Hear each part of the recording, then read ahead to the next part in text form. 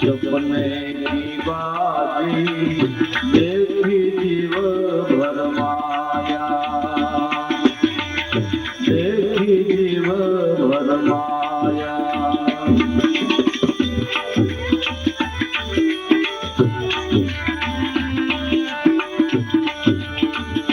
यह संसार सपने की बाजी देखी जीव भरमाया, देखी जीव भरमाया।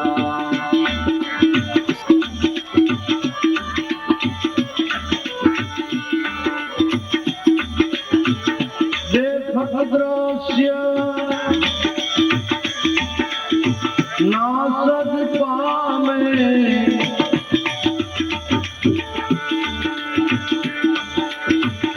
देखत दृश्य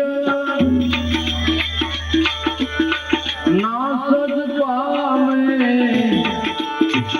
रहे न तेरी काया, रहे न तेरी काया।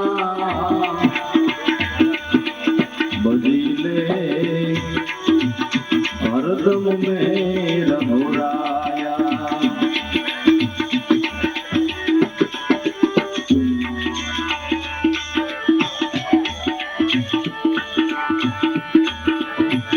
देखत दृश्य नासद पामे, रहे न तेरी काया। बदीले हरदम में रघुराया,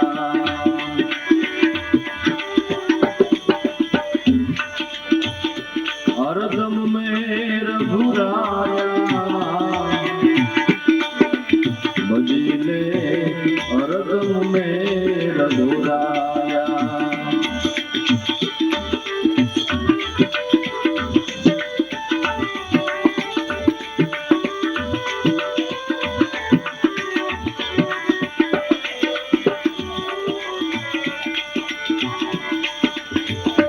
बोलत बोलत सब संसारी मीठी लगत है माया, मीठी लगत है माया।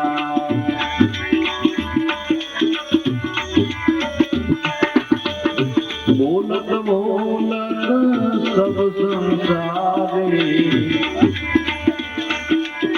मीठी लगत है माया,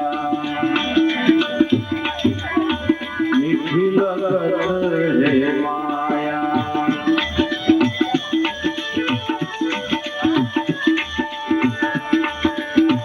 गड़ी पलवार में अलपाई जाशे,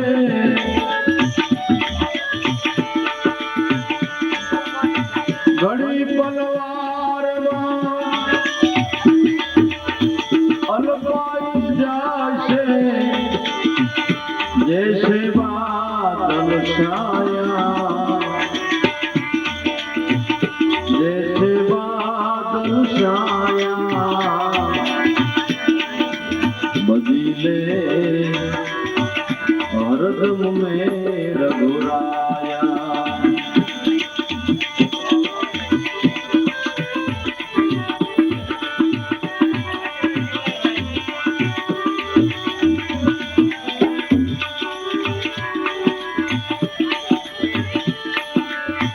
गड़ी पलवार अलपाई जाशे, जैसे बादल छाया,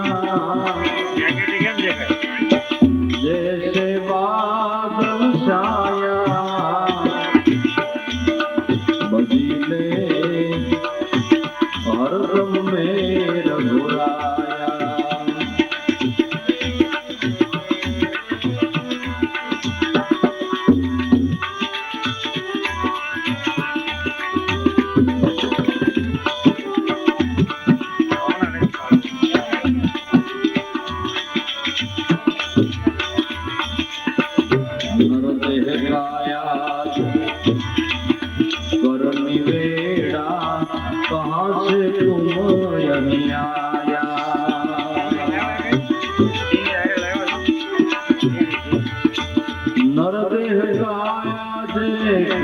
निवेड़ा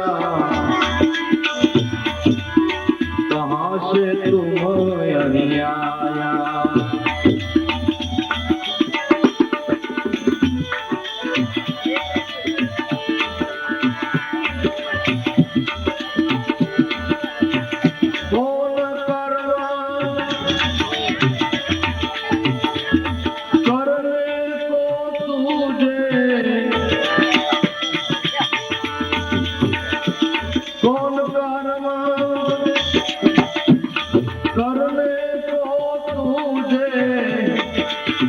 दिया मानुष अवतारा दिया मानुष अवतारा बदले भरत में रघुराया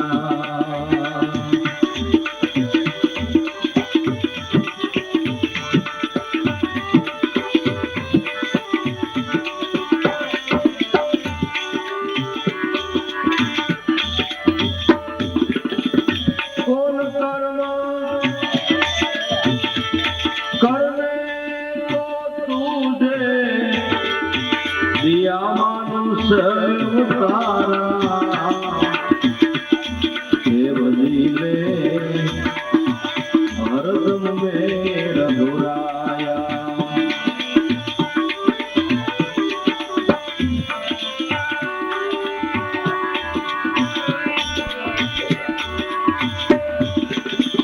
भरत में रघुराया बदले भरत में रघुराया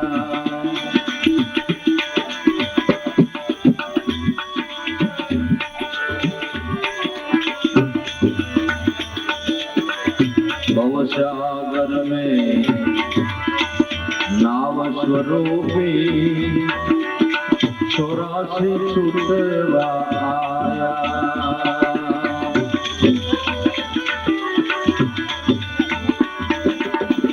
भवसागर में नाव स्वरूपी 84 छूटवा आया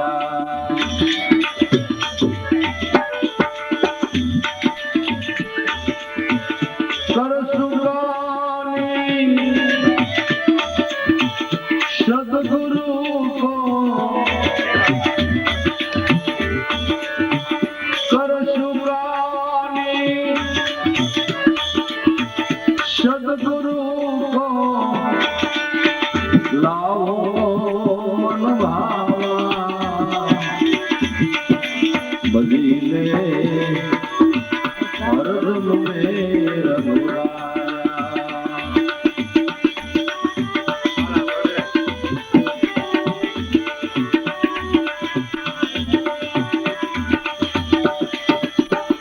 कर सुगानी सदगुरु को लाभो मन भावा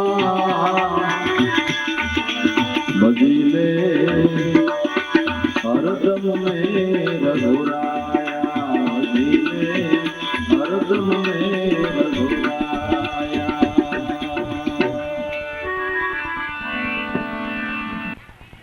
માટે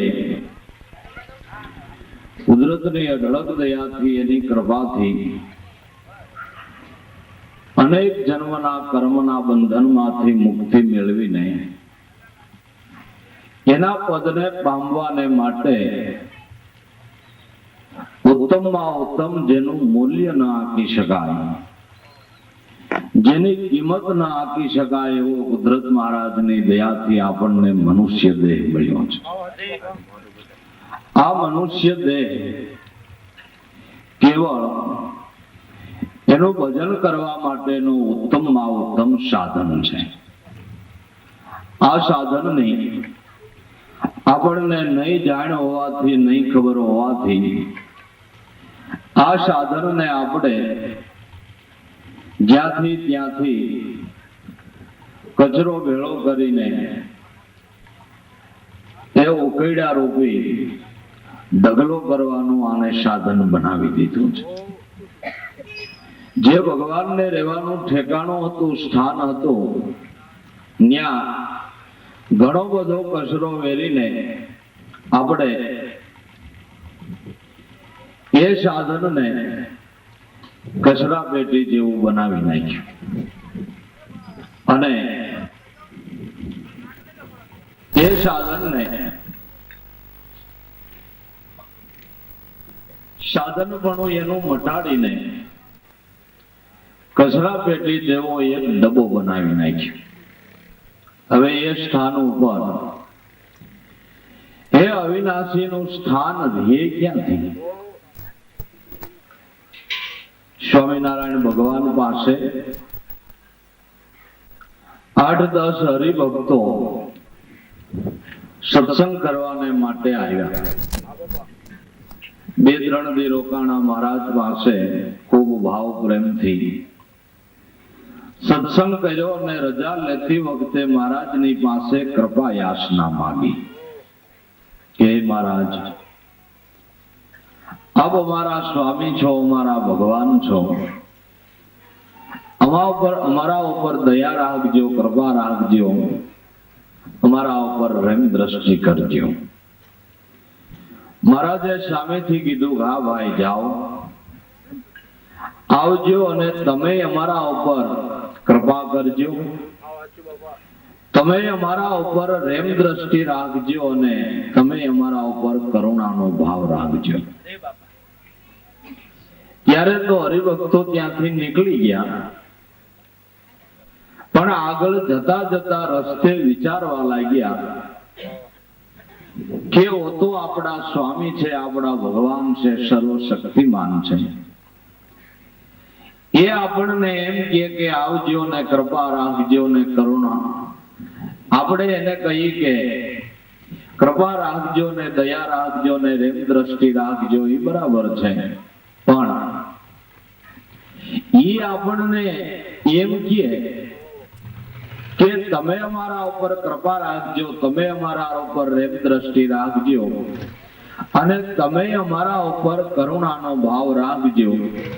આ આપણા માટે તો જબરદસ્ત એક પ્રશ્ન થયો અને આના સમાધાન માટે શું કરવું, કેને પૂછવું?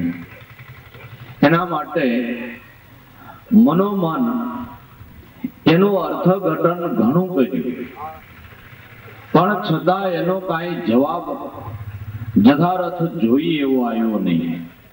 એટલે બધા હરિભક્તો મનમાં ને મનમાં વિચારતા એક મતે આવીને કહે છે કે હા,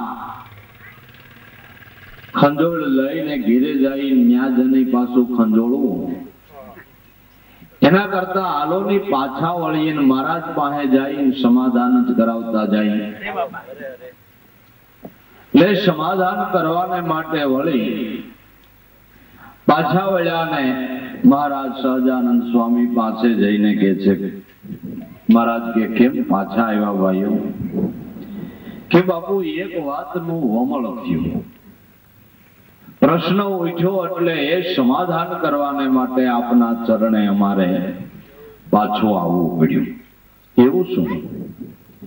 કે અમે કીધું કે તમે અમારા ઉપર કૃપા રાખજો, દયા રાખજો, કરુણાનો ભાવ રાખજો, તો તમે તો અમારા ભગવાન છો અને અમે આપના દાસ આપની પાસે કૃપા યાચના માંગીએ એ બરાબર છે, પણ તમે સામેથી અમે તમારા દાસ એની પાસે તમે કૃપા માંગી અને અમને એમ કીધું તમે અમારા ઉપર દયા કરજો, એટલે અમારામાં એવી શું શક્તિ કે જગત સર્જનાર કુદરતની ઉપર અમે શું દયા કરી શકીએ, કે અમે શું કરુણાનો ભાવ રાખીએ? કે સાચી વાત છે ભાઈઓ. મેં તો તમને એ કીધું તું કે તમારું હૃદય છે એ અમારે બેહવાનું ઠેકાણું છે, સિંહાસન છે. એટલે કૃપા કરીને દયા કરીને મેરી તેરી કરીને ન્યા કચરો વેરતા નહીં એવી અમારા ઉપર દયા રાખજો અને અમારા ઠેકાણે કચરા પેટી નો બનાવજો. અને ખાસ આ ધ્યાન લઈને બને ત્યાં સુધી બીજી ખટવટમાં ન પડશો ને ઈશ્વર ભજનમાં ધ્યાન રાખજો. પણ આપણને ટેવ એવી પડી ગઈ ને, પરનિંદા તો આપણને જાણે એવી વાલી લાગે કે જાણે ગળતો હોય પકવાન. ભગવાન ખાતો હોય એટલી મીઠાશ બીજાની નિંદા કરવામાં આવે છે. બીજાની ભૂલ જોવા આપણે તત્પર તૈયાર થઈએ છીએ. ગમે ત્યાંથી સંશોધન કરીને કોનીને કેવી રીતે ભૂલ જડે એના માટે આપણે મથણા મથીએ છીએ. પણ આપણે આપણી ભૂલ કાઢવા માટેનો કોઈ દિવસ પ્રયાસ કર્યો નહીં. અને જો પોતાની ભૂલ નીકળી જાય તો જગત તો મારા નાથનું એક વૈરાટ સ્વરૂપ છે. આખું જગત એ કુદરત મહારાજનું સગુણ વૈરાટ સ્વરૂપ છે. એને લઈને આપણને આખું જગત ભૂલ ભરેલું દેખાય છે. અને જગત તો દેખાય છે પણ એવા ભૂલવાદીઓને ભગવાને ભૂલ ભરેલો દેખાય છે. બધા અવતારોની અંદર રામા અવતાર એ મર્યાદા પુરુષોત્તમ કહેવાય છે. એ મર્યાદા પુરુષોત્તમ અવતાર ભગવાન રામચંદ્રજીનો, જેણે એક મર્યાદાનું ઉલ્લંઘન ન કર્યું અને જબરજસ્ત માનવ જાતિમાં રહીને મનુષ્ય દેહ કરીને કેવા વ્યવહારો કરાય, કેવી મર્યાદાઓ રખાય, એ આખું આચરણ, આખું જીવન જીવી અને જબરજસ્ત આપણને બોધ પાઠ ભણાવી દીધો કે જેની અંદર ભક્તિ યોગ, જ્ઞાન યોગ અને આ કર્મયોગની જબરજસ્ત સમજણ આપી દીધી. એવું ભગવાન રામચંદ્રજી આદિનારાયણનો અવતાર, એવું એનું જીવન કે એક મર્યાદાનું ઉલ્લંઘન ન કર્યું, છતાં એમાંય ભૂલ જોનારા હતા ને. ધોબીએ એ ભગવાનને માટે કેવું વચન કાઢ્યું. એની બાયડીને ધબડાવતો શું કે છે કે રામ સ્ત્રી લોભી છે. પારકા ઘરમાં રહેલી ને રામ રાખે, હું નો રાખું, એટલે એને મન તો એ રામ કરતા હારો હોય છે ને. એટલે આવા ધોબા તો કીધું ના એમનો મહિલા જ આવે અને એને ઈ ધોયા સિવાયનો બીજો ધંધો જ કયો છે. એટલે સહજાનંદ બાપા કે છે ભાઈ સાહેબ દયા રાખજો, આવા ધોબી નો થતા. અને ધોવો તો તમારો મેલ ધોજો, જે મેલ ધોવાથી કાયમને માટે તમારું જીવન પવિત્ર અને નિર્મળ બની જાય. માટે આવો ઉત્તમમાં ઉત્તમ એનું ભજન થઈ શકે એવો દેહ મળ્યો છે. બાકી નજર નાખી લ્યો નહીં. મનુષ્ય દેહ સિવાય આ પૃથ્વી ઉપર સ્થળની અંદર કે જળની અંદર કે નભની અંદર મનુષ્ય દેહ સિવાય ઈશ્વર ભજન થઈ શકે એવું બીજો કોઈ દેહ ખરો? પૃથ્વી આકાશ કે અંતરિક્ષની અંદર મનુષ્ય દેહ સિવાય કોઈ દેહ ઈશ્વરનું ભજન કરવા માટેનો અધિકારી નથી. પછી ભલે ને કદાચ જંગલનો સિંહ થાય તોય ભલે થાય. અને લોકો એનું દર્શન કરીને એમ માને કે નરસિંહનું રૂપ, પણ એનાથી ઈશ્વર ભજન ન થાય.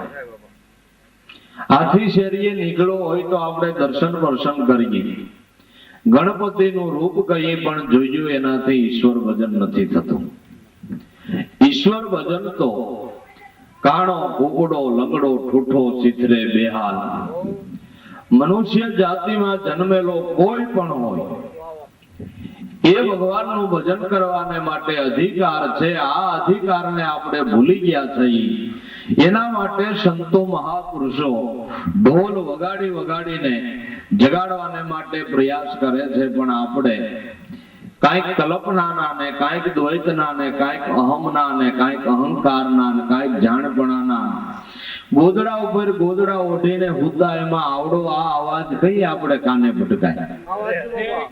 અને કહીએ આપણી મહાન નિંદ્રા જાગે ને એ નિંદ્રા જાગતા જાગૃતિમાં આવતા આપણે આપણું સાધન સાધવાને માટે ક્યારે તૈયાર થઈ? માટે આ તો કોઈ જિજ્ઞાસુ અંશ છે જેને કાંઈક પૂર્વે પરમાત્માના નામ ભજન રૂપી થોડી ઘણી એ કમાણી કરી છે, એને સંતો વાલા લાગે છે, એને સંતોના શબ્દો વાલા લાગે છે, એમાં એને પ્રીતિ બંધાય છે. નગર નહીં લેવા નહીં દેવા તો વાલા લાગવાની કે પ્રીતિ બંધાવાની વાત તો ઠીક, પણ વેર ભાવે વર્તે છે, દ્વેષ ભાવે વર્તે છે અને અમૂલક જિંદગી આમ ને આમ અંધગંધ અને જળો જથાની માલિકોનું વ્યતીત કરી નાખે છે.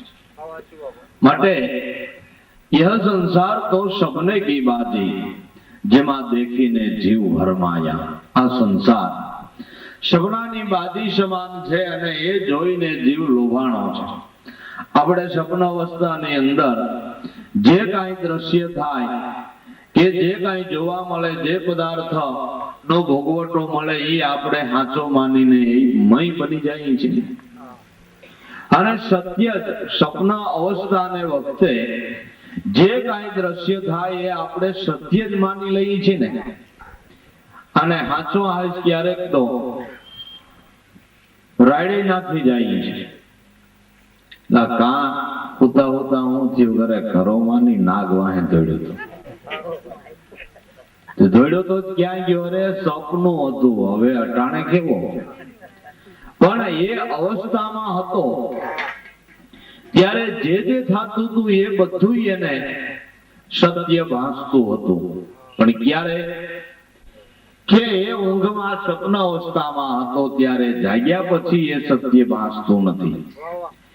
એમ આ મારા સગા ને મારા વાલા ને મારા હેતુ ને મારા મિત્રો ને મારી સ્ત્રી ને મારો પુત્ર ને મારી જમીન ને એ મારી જાંગીર ને મારી વાડી ને મારી ઘોડી ને આ મારી બગરી ભાઈ દામણી આવેલી, આ બધું જ્યાં સુધી હજી એક જાગૃતિ નથી આવી ત્યાં સુધી મારું મારું મારું મારું કહીને મોઈ રહ્યો છે. અને મારાપણાના દાવામાં અમૂલક જિંદગી એનો સત્વ્યય કરતા પણ જીવ શીખતો નથી. અને મારો મારો મારો કરીને એવડી મોટી એની મમતા બાંધી છે કે મારું મારું કરીને એમાં મોહ રાખીને એટલો બધો એમાં લોભ જાગ્યો છે કે ઈ હાચવવામાં એનું જતન કરવામાં આવો અમૂલક મનુષ્ય દેહનો જે મુખ્ય ધ્યેય છે ઈશ્વર ભજન કરવાનો એ ભૂલી ગયો છે. અને મારો મારો ગાઈને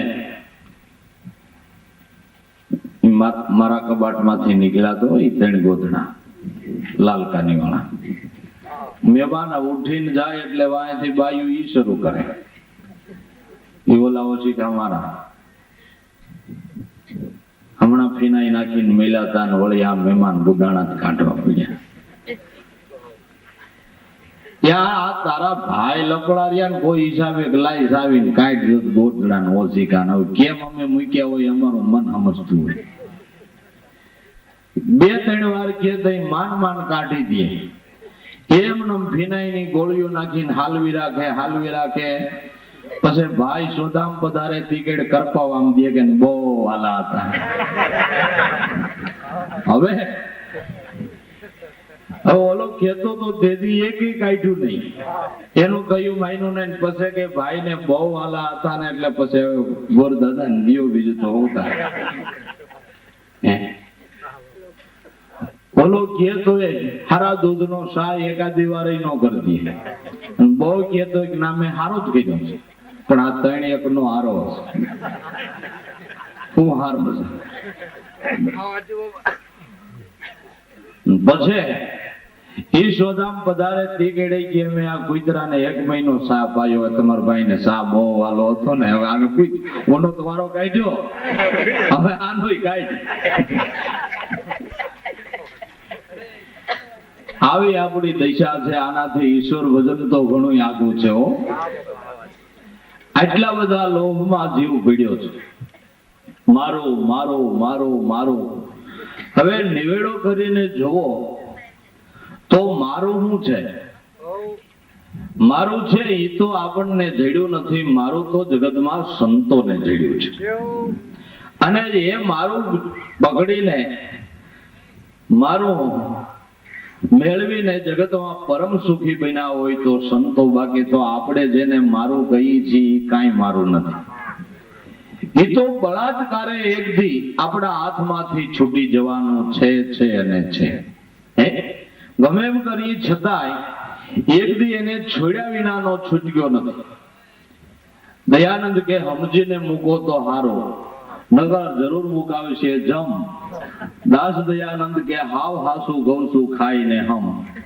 સોગંદ ખાઈને કહું છું સમજીને મૂકી દો તો ભલે, નગર હોલા કાકા પછી ગમે એમ કરીને છોડાવ્યો છૂટકો કરશે. અને તે કેડે જો વૃત્તિ એમાં રહી ગઈ તો પાછો એના ઉપર રખોલું કરવાને માટે ભૂખ્યા તરસ્યા પીડ્યું રહેવું પડશે. સોમે માયા ભેળી કીધી તાપર ભર્યા નિશે ભર્યા નાણા. મોવા પછી ત્યાં મણિધર થઈને બેઠો તાપર રાફ રૂંધાણા. મોવા પછી દાટેલું ધન છે એમાં જો વૃત્તિ રહી ગઈ તો સર્પ થઈને એનું રખોલું કરવું પડે છે. પેલા હરપ શું કારવે, સરપ શું કામ થાય? એ કદાચ ઘોડો થતો હોય શું વાંધો, પણ લાંબામાં લાંબી આયુષ્ય સર્પની 5,000 વર્ષ સુધી જીવે. કાંઈ ખાવા ન મળે તો વાહ ભરખીને જીવે, પણ જે ડાકેલું છે એ ધનનું રખોલું કરે. આમાં ક્યાં આ કઈ ભોયરામાં ન ઘરવું હોય, આ બંધનમાં ન પડવું હોય તો એને માટે સંતો મહાપુરુષો આ રામ ઢોલ વગાડી વગાડીને જાગે છે. જાગો જાગો જાગો શેમાં કે નામમાં. નામમાં જાગી જાઓ, આ મહાનિંદ્રામાંથી જાગૃત થઈ જાઓ તો સમજાય કે આ તો બધી સપને કી બાજી, જેમાં દેખી જીવ ભરમાયા. દેખક દ્રશ્ય નાશ પામે ન રહે ન તેરી કાયા. આ આંખે જે દ્રશ્ય દેખાય છે એ એક દી નાશ પામનાર છે. અને સર્વ દ્રશ્ય દેખી પદાર્થો મેળવી ભોગવટો કરનારો આ તારો પંચભૂતનો દેહ પણ એક દી નાશવંત છે. આ નાશવંત ધન છે એનો મિથ્યા ભરોસો રાખ્યા વિના, એની આસક્તિ બાંધ્યા વિના એ સાધને કરીને સમયસર જે સાધ્ય સાધવાનું છે એ સાધી લે અને અન્ય પદાર્થની આસક્તિ છે એને છોડી દે. પણ એ આસક્તિ છોડવા, અન્ય પદાર્થની આસક્તિ છોડી અને ઈશ્વર ભજનમાં વૃદ્ધિ જોડવાને માટે ઉત્તમમાં ઉત્તમ સાધન મહાપુરુષોનો સત્સંગ અને સેવા છે. સેવા અને સત્સંગ થકી સત્ય સમજાતા એ પદાર્થની ભાવના છૂટતા જરૂર અસત્યમાંથી વૃત્તિ પાછી વળીને સત્ય સ્વરૂપ પરમાત્મા સ્વરૂપમાં જરૂર દ્રઢ થાય છે. આ સમજણ લેવાને માટે સંત સમાગમ છે અને એ સમજણ ગ્રહણ કરવાને માટે નિત્યનો સત્સંગ છે. સત્સંગમાં જઈને સંત સમાગમ કરીને આ સમજી અને જે ગ્રહણ કરી હૃદયમાં ઉતારીને એ પ્રમાણે આચરણમાં મૂકીને જીવન જીવવા તૈયાર થાય છે એ જીવનો જરૂર ભટકાર માટે છે.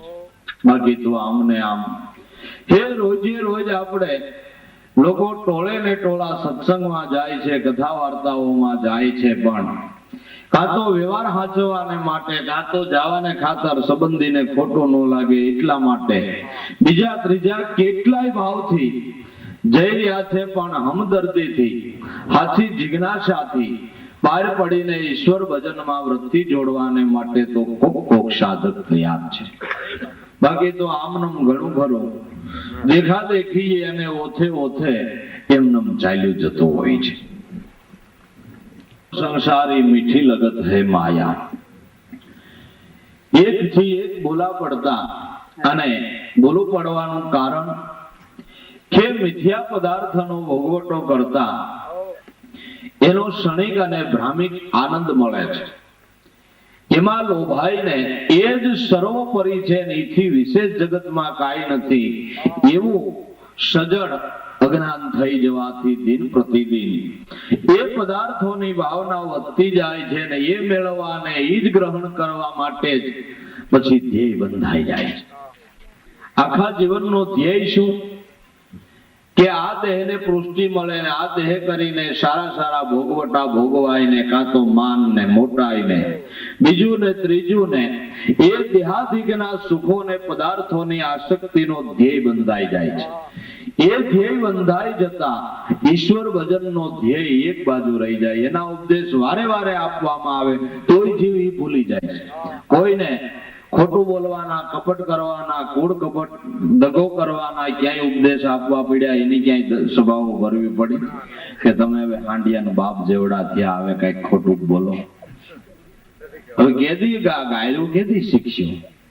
2-5 તો હારાવ શીખી લ્યો, એની ક્યાંય સભાઓ ભરવી પડી. આપણા છોકરાને સુવિચારો શીખવાડવા હોય તો એની મહેનત લેવી પડે, પણ કોઈએ ગાયું શીખવાડવાની મહેનત લેવી પડી છે. એ તો કઈ બજારમાં ભમતો ઘીરે આવીને કાદી ઠપકારે તે ખબર પડે ઘણ આ તો માલ લઈ આવ્યો વગર પૈસે આની પાસે નહોતે ને આ ઉધાર કે ક્યાંથી ખરીદી લીધો આ માલ. એટલે કુસંગ જીવને સજાતી છે, કુસંગની અસર જલ્દી થાય છે. વ્યસન છોડાવવાને માટે ગમે એટલી મહેનત કરશો તો જટ નહીં છોડે, પણ વ્યસન થવામાં એ તો સજાતી છે. તરત જ કોક મોટો મહેમાન આવ્યો અને બિસ્ટોલ આમ ટેસ્ટ થી પીતો હોય તો જોવા વાળાને એમ થાય કે આને મજા આવતી છે, ઘડી નાખેથી કાઢે છે, ગોટું ઊંડી ઊંડી ભરે છે. આ તો કેટલી કિંમતની બીડી છે, કેવી મજા આવતી છે. પછી ઈ અડધી પી નાખીને જાય તો 5 છોકરા ખતરો કરે ઠૂઠું પેલા પી જોઈએ એમ થાય છે. અને એમ અને બંધાણી હોય એની ભલામણ કરે કે આ તો આ પીવાથી આ લાભ થાય છે ને આ પીવાથી આમ થાય છે ને તેમ ગેસ નથી થતો, એવી ભલામણ કરે ને એવી શિખામણ આપે અને એના બોધપાઠ કરે. આ તો અઠાણના ગામડાના લોકો સમજતા નથી. બાકી હવે તો શહેરમાં કે મોટા મોટા માણસો છે એ હાંજે ઉતે વખતે 2 ટીપા પી લે આમ ફ્રેશ થઈ જાય. હું કે ફ્રેશ થઈ જાય, ફ્રેશ થઈ જાય ને ધીમે ધીમે ફેફસા મંડે ખવાવા, પછી ઊંઘ થાય. એટલે સારી સારી વસ્તુ છે એ તો કે ફ્રૂટના રસમાંથી જ બને છે. અને કફ બફ કાંઈ નો રહે ને હાવ, અને એમાંય વધારે લઈ લ્યો એટલે ગમે એવું ટેન્શન આવ્યું હોય ને ટેન્શન મુક્ત થઈ જાય. ટેન્શન મુક્ત થવું હોય તો ઔષધમાં ઔષધ, પીણામાં પીણું એનું નામ છે. નામનો નશો જેને ચડે છે, નામની ખુમારી જેને ચડે છે, પછી મેરુ ડગે તો મન ન ડગે, ભલે ભાંગી પડે બ્રહ્માંડ. વિપત પડવા છતાં જે વણસી નો જાય ઈ છે હરિજનના પ્રમાણ. એ ખુમારી છે એ નશો તો નામના, એક દમે દમ ઘૂંટવાથી એ રસાયણ પીવાથી એનો નશો ચડે છે. બાકી તો આ તો નશો પછી થાય ઊંચો. હવે ઈ ભૂંડાઈ